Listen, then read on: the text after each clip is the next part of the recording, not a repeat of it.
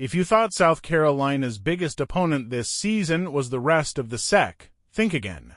Right now, the real battle is happening behind the scenes on injury reports, practice courts, and last-minute lineup cards. And heading into a tricky matchup with Mississippi State, the Gamecocks are once again walking that familiar tightrope between dominance and disruption. Agot Makeer is officially out for the second straight game, and Ta'Niya Latson is once again listed as questionable. That alone would raise eyebrows, but for this South Carolina team, it's just another chapter in a season that refuses to settle into rhythm. Latson, one of the most explosive guards on the roster, was spotted wearing a brace on her left knee late in practice, fueling speculation and concern just hours before tip-off.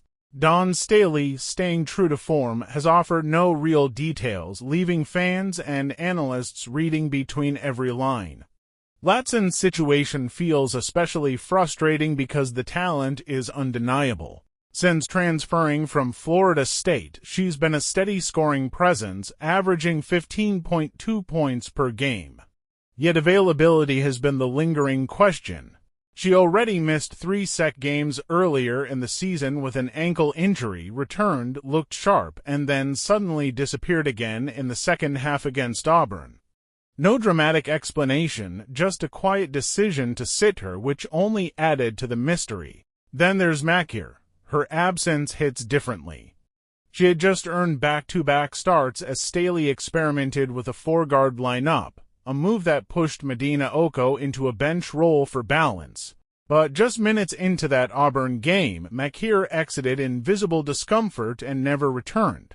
This comes after she already missed weeks earlier in the season while in concussion protocol, making her stop-start year feel especially cruel. Zoom out, and the bigger picture is almost unbelievable. 6 different starting lineups, key contributors in and out. Momentum constantly interrupted, yet South Carolina keeps winning. Maddie McDaniel steps in, Heltak adjusts.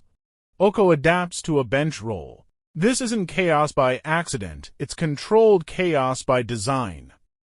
Staley summed it up best without dramatics. Basketball, in her view, isn't about perfect health or ideal rotations. It's about adjusting no matter who's available and putting the team in the best position to win. Against Mississippi State, that philosophy will be tested again. The question isn't whether South Carolina has enough talent. They do.